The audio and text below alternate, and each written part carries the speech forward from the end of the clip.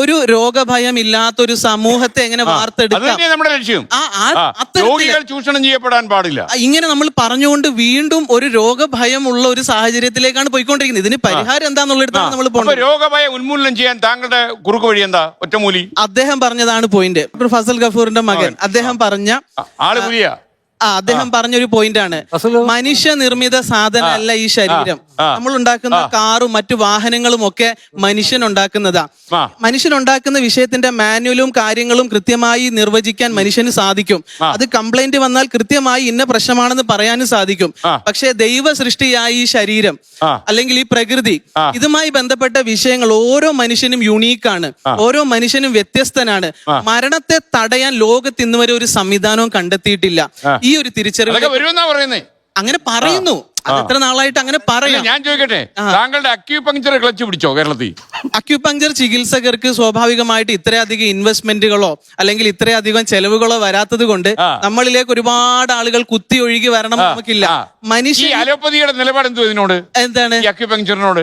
അതാ ഓരോ വ്യക്തികൾക്കും വ്യത്യാസം. ഒരുപാട് അലോപ്പതി ഡോക്ടേഴ്സ് അക്യൂപങ്ചറിലുണ്ട്. അതുകൊണ്ട് മരുന്ന് കഴിക്കരുതെന്നാണോ പറയുന്നത്? മരുന്ന് കഴിക്കാതെ ജീവിക്കാൻ ഇഷ്ടമുള്ള ആളുകൾക്ക് അതിനുള്ള ഫ്രീഡം ഉണ്ട്, മരുന്ന് കഴിക്കാൻ ഇഷ്ടമുള്ള ആളുകൾക്ക് അതിനുള്ള സ്വാതന്ത്ര്യം.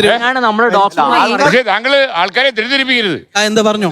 രോഗമുള്ള ആളുകൾ ഇപ്പം ഒരു medical practitioner, qualified medical practitioner ഒരു മരുന്ന് എഴുതിയാൽ ആ മരുന്ന് കഴിക്കേണ്ട ഒരു പ്രചാര വേല ഒരു മാധ്യമത്തോട് ചെയ്യാൻ പാടില്ല. ഇല്ല, തീർച്ചയായിട്ടും അങ്ങനെയല്ല. ഞാൻ പറഞ്ഞല്ലോ, ജനവിരോധം ഏറ്റുവാങ്ങി. ഞാൻ പറഞ്ഞത് ഈ ഡോക്ടേഴ്സിന്റെ അടുക്കിലേക്ക് പോകുന്ന പേഷ്യൻസ് അവരനുഭവിക്കുന്ന കാര്യങ്ങൾക്ക് ഇവരല്ല റെസ്പോൺസിബിൾ.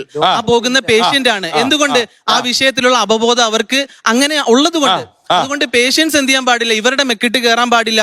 കാരണം അവരുടെ വിവേചനാധികാര പ്രകാരമാണ് അവർ അങ്ങോട്ട് ചെന്നത്. അതുകൊണ്ട് ഹോളിസ്റ്റിക് ആയിട്ടുള്ള അപ്രോച്ച്, അങ്ങനെ ചികിത്സ സ്വീകരിക്കണം എന്നുള്ളവർ ആ വിഷയത്തിൽ ബോധവാന്മാർ സ്വയമേ ആകണം. അറിവില്ലായ്മ നമുക്ക് ഒരു കുറ്റമല്ല. അറിവുണ്ടായിട്ട് നമുക്ക് പൈസ ഇല്ലാത്തത് കൊണ്ട് കൊച്ചിന്റെ വയറ്റുവേദന വീട്ടിൽ വെച്ച് ചികിത്സിച്ചിട്ട് ആ വയറിനകത്ത് അപ്പൻഡിക്സ് പൊട്ടിയിട്ട് തിരിച്ച് നമ്മുടെ അടുത്ത് വരുമ്പോ ആ ഡോക്ടർ തോറ്റു പോവുക. ആ രോഗി എന്റെ അവിടേക്ക് എത്തി എല്ലാവരും വിജയിച്ചോ? ഒരു ഡോക്ടർക്ക് സഹിക്കാവുന്നതല്ല. കാരണം രക്ഷിക്കാവുന്ന ഒരു കൊച്ചിനെ നമ്മളുടെ അറിവില്ലായ്മ കൊണ്ട് പറ്റിയതാണ്, ഓക്കെ. പക്ഷെ ആ കുട്ടിയുടെ മാതാപിതാക്കൾക്ക് അറിവുണ്ടായിട്ടും പൈസ ഇല്ലാത്തത് കൊണ്ട് വെച്ചോണ്ടിരുന്നിട്ട് അത് മരുന്നും കൊടുത്ത് മന്ത്രവും കൊടുത്തിട്ട് അവസാനം കുളമായിട്ട് നമ്മുടെ അടുത്ത് വരുമ്പോ നമുക്കൊരു ഉള്ളിൽ ഒരു കുത്തു വരും. അതെ, അല്ല, അവിടെ വന്ന് മരിച്ചതിന്റെ റെസ്പോൺസിബിലിറ്റി നിങ്ങളേക്കോ? ഒറ്റ ചോദ്യം, ഞാൻ ഏറ്റെടുക്കല്ലോ. അതിന്റെ മനോവേദന ഞാൻ പറഞ്ഞ മരണം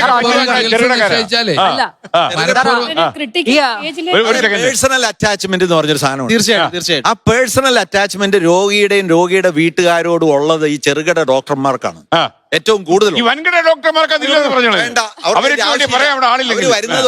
വരുന്നത് ഒരു കാര്യത്തിലാണ്. കാര്യം കഴിഞ്ഞു, തിരിച്ചുപോയി. അവർക്ക് ആ സമയത്തുള്ള ലോഹ്യവും കാര്യങ്ങളും ഉള്ളൂ. മറ്റത് അങ്ങനെയല്ല. മറ്റത് അവര് നമ്മുടെ അടുത്തോട്ട് വരുന്നത് ഏത് കാര്യത്തിനും ഓടി വരും. ഈ പറയുന്ന കോർപ്പറേറ്റ് ആശുപത്രിയിൽ നിന്ന് ഒരു മറുപടി കിട്ടി 6 ലക്ഷം രൂപ ഓപ്പറേഷൻ ആണെന്ന് പറഞ്ഞാൽ ഉടൻ നമ്മുടെ അടുത്ത് വരും അവര്. സാറേ 6 ലക്ഷം രൂപയാണ് ചോദിക്കുന്നത്, ഇത് ചെയ്യേണ്ട കാര്യമുണ്ടോ, അതോ ഞങ്ങൾക്ക് വേറെ വല്ല സ്ഥലമുണ്ടോ എന്ന് ചോദിക്കുന്ന രോഗികളാണ് ഞങ്ങളുടെ അടുത്തുള്ളത്. അപ്പൊ ഞങ്ങൾക്ക് പറഞ്ഞു കൊടുക്കാൻ പറ്റുന്നത് നല്ല വിവരമാണ്, അന്നേരമാണ് ഞങ്ങൾ എഡ്യൂക്കേറ്റ് ചെയ്യുന്നത്. എന്നിട്ട് ഇപ്പോഴും ഞാൻ പറയുന്നു, ഭാവിയിൽ ഞാൻ കാണുന്നത് പൈസ ഇല്ലാത്തത് കൊണ്ട് എൻ്റെ അമ്മേനെയും അപ്പനെയും ചികിത്സിക്കാൻ പറ്റിയില്ലല്ലോ എന്ന് ചിന്തിക്കുന്ന ഒരു സമൂഹം കേരളത്തിൽ ഇപ്പൊ വരും. ചികിത്സകൾ ഉണ്ടാകും. എന്തെങ്കിലും മറുപടി കൊടുക്കാനുണ്ടോ, ഉദ്ദേശിക്കുന്നുണ്ടോ? നിങ്ങൾ ഇതിന് ലിറ്റിഗേഷൻ ഫേസ് ചെയ്യാൻ തയ്യാറാണോ? നിങ്ങൾ പറഞ്ഞ നമ്മൾ ഇവരെ തള്ളി പറയാറില്ല. അഡ്ജുവൻ തെറപ്പി എന്നുള്ള വാക്ക് നമ്മൾ ഉപയോഗിക്കുക. അഡ്ജുവൻ നമ്മൾ കൊടുക്കുന്ന ട്രീറ്റ്മെന്റ് കഴിഞ്ഞിട്ടുള്ള തെറപ്പി ഇവർ നമ്മൾ റെക്കമെൻഡ് ചെയ്യാറുണ്ട്. പക്ഷെ ഇവർ പറയുന്ന വെച്ചിട്ടുണ്ടെങ്കിൽ ഞാൻ ചെയ്യുന്ന ചികിത്സ വെച്ചിട്ട് ലിവർ സിറോസിസ് മാറും, ക്യാൻസർ മാറാൻ സാധ്യതയുണ്ട്. അല്ല, അങ്ങനെ പല അലോപ്പതി പോണ്ട, സൈഡ് എഫക്ട് കുറവായിരിക്കും. ഇതിനകത്ത് അലോപ്പതി ബേസിക്കലി നമ്മുടെ ബോഡിയിൽ കയറ്റിയിട്ട് നമ്മുടെ ബോഡീനെ കൊണ്ട് റിയാക്ട് ചെയ്യിപ്പിക്കാണ്, അല്ലാതെ വേറെ ഇതൊന്നും അല്ല. നമ്മളൊരു കെമിക്കൽ ഇൻട്രൊഡ്യൂസ് ചെയ്യുന്നത് നമ്മൾ. അപ്പം ഈ പേഷ്യന്റിനെ പറ്റി കഴിഞ്ഞാൽ എത്ര കേസ് ഫേസ് ചെയ്ത് നോക്കി, എത്ര കേസ് ഇവര് ഫേസ് ചെയ്ത് നോക്കി, എത്ര കോടതി കേസ് ഫേസ് ചെയ്ത് നോക്കി. കോടതി കേസ് ഉണ്ടോ? കോടതി കേസ് ഫേസ് ചെയ്തിട്ടുണ്ടോ? ഫേസ് ചെയ്യണ്ട കാര്യം കോടതിയിൽ കക്ഷി ചേർന്ന് ഞാൻ എന്താ പറഞ്ഞുതരാം ഞാൻ കാരണം പറഞ്ഞു കക്ഷി ചേർന്നിട്ടേ ഉള്ളൂ. ഇല്ല കാരണം പറഞ്ഞു എന്താ പറഞ്ഞ ഫേസ് ചെയ്യേണ്ട സാറ് പറഞ്ഞ ഈ ഡോക്ടർ അന്ന് രാത്രി പീഡിയാട്രിക്സ് കൊച്ചു വന്നിട്ട് മരിക്കുന്ന ആ ഡോക്ടർ ബെഡില് ആ ഡോക്ടറാണ് ചികിത്സിക്കുന്ന പിഴവെന്ന് പറഞ്ഞിട്ട് ആ നാട്ടുകാരെ ഡോക്ടറെ തല്ലും ഫേസ് ചെയ്യുന്ന ആ ഡോക്ടർ ജീവിതകാലം മൊത്തം 20 കൊല്ലം കേസ് പ്രശ്നമായിട്ട് തന്നെ ഞാൻ അഡ്രസ് ആ കാര്യത്തിൽ നിങ്ങളുടെ കൂടെ എത്തേക്കും. അത് ഇവരുടെ മെക്കിട്ട് കയറാൻ പാടില്ല. കാരണം എന്താ, ജീവൻ രക്ഷിക്കാനുള്ള കപ്പാസിറ്റി ഇവിടെ ഒരു ചികിത്സയ്ക്കും ഇല്ല. ജീവൻ രക്ഷിക്കാനുള്ള കപ്പാസിറ്റി ഇവിടെ ഒരു ചികിത്സയ്ക്കും ഇല്ല എന്നൊരു തിരിച്ചറിവിലേക്ക് മനുഷ്യൻ എത്തിയാൽ മതി. അപ്പൊ എന്ത് ലിമിറ്റേഷൻ വരും.